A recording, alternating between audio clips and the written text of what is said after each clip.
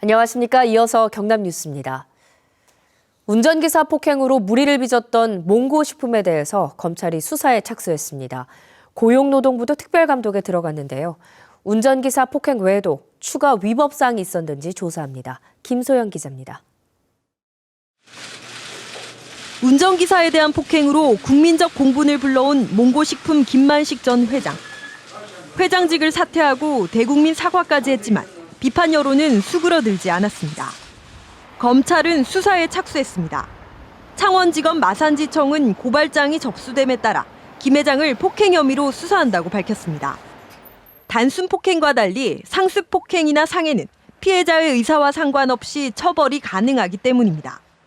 공개된 피해자 외에도 또 다른 폭행 피해자가 있는지도 수사할 방침입니다.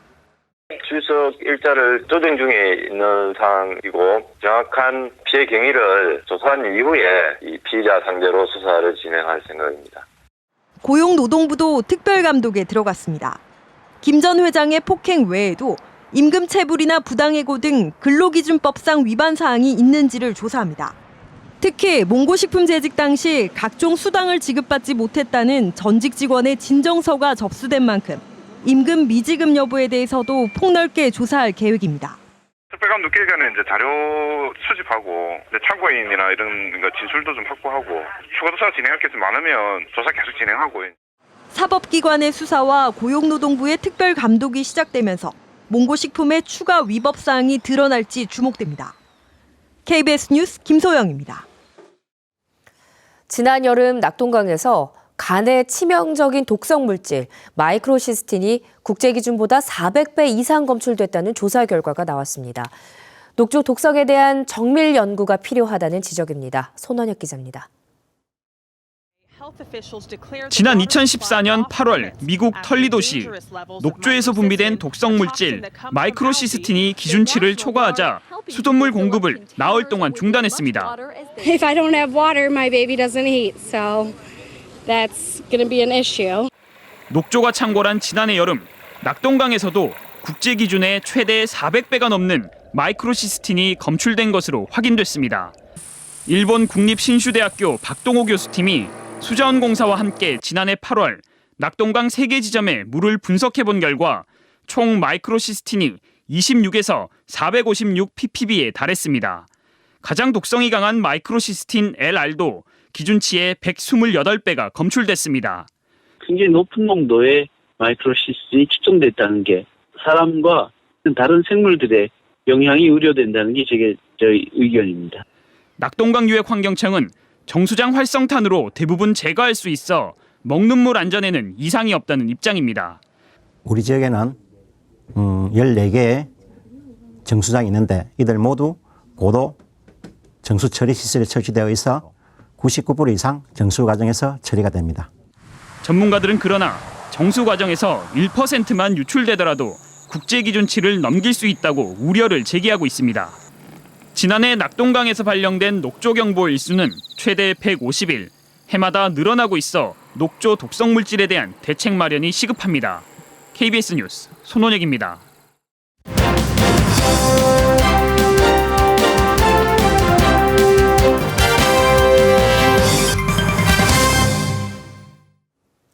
오는 4월 13일 치러지는 제20대 국회의원 선거의 예비 후보자를 소개합니다. 오늘은 창원시 마산하포구와 마산회원구의 현역 의원과 중앙선거관리위원회에 등록한 예비 후보자입니다.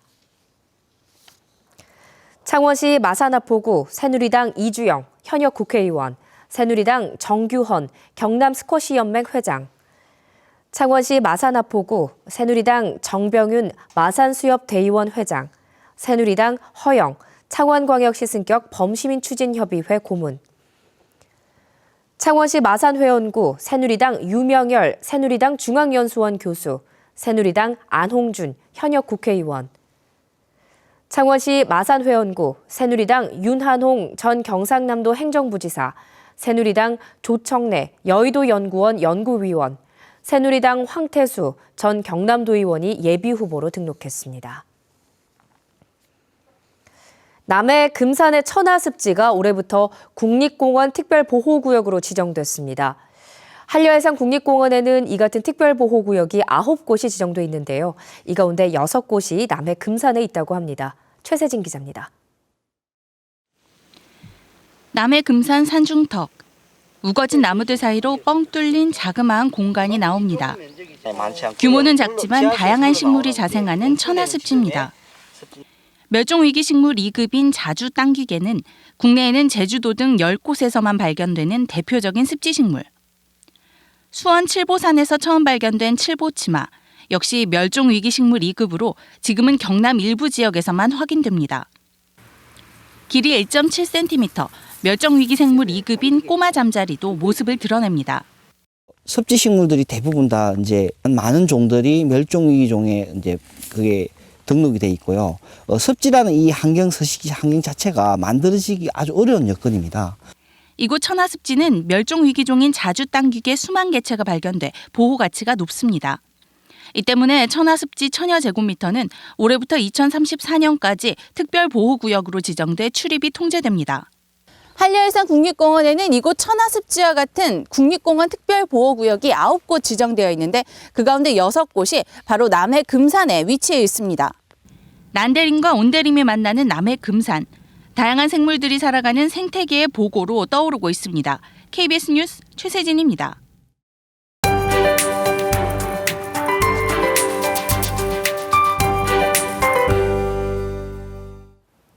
1년 중 가장 춥다는 절기, 소환입니다. 절기에 맞게 영하권의 추위가 이어지고 있는데요.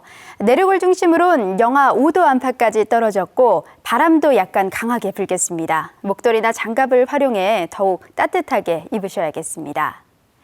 이번 주말까지 기온은 계속 내림세를 보이겠습니다. 토요일에는 창원의 아침 기온 영하 2도, 낮 기온 6도로 추위가 절정에 달하겠습니다. 오늘은 북쪽에 위치한 고기압의 가장자리에 들겠는데요. 지금은 높은 구름이 많이 지나고 있고요. 미세먼지 농도는 보통 수준을 유지하겠습니다. 현재 내륙을 중심으로는 영하권의 추위가 이어지고 있습니다. 함안 영하 4도, 의령은 영하 5도까지 떨어졌고 낮 기온은 9도 안팎으로 예상됩니다. 어제보다 기온 자체는 조금 오르긴 하겠지만 바람 때문에 체감 온도는 더욱 낮게 느껴지겠습니다. 진주 영하 4도, 산청은 영하 2도로 시작해 낮 기온 8도 안팎에 그치겠습니다. 바다의 물결은 모든 해상에서 비교적 잔잔하게 일겠습니다. 기상정보였습니다. 경남 FC에서 활약했던 스토야노비치가 K리그 부산 아이파크로 이적합니다. 스토야노비치는 지난해 10월 경남과 계약 해지하고 고국 세르비아로 떠나 다른 팀을 물색해왔습니다. 스토야노비치는 지난해 경남FC에서 9골을 넣는 골잡이로 활약했지만 10골 이상을 기록하면 줘야 하는 성과금을 지급하지 않으려는 구단과의 마찰로 후반기에 출장하지 못하다 팀을 떠났습니다. 한국은행 경남본부가 다음 달 설을 앞두고 지역 중소기업 지원 자금으로 500억 원을 지원한다고 밝혔습니다. 한국은행이 연이율 0.75%로 자금을 금융기관에 빌려주면 자금이 필요한 중소기업에 다시 대출해주는 방식입니다.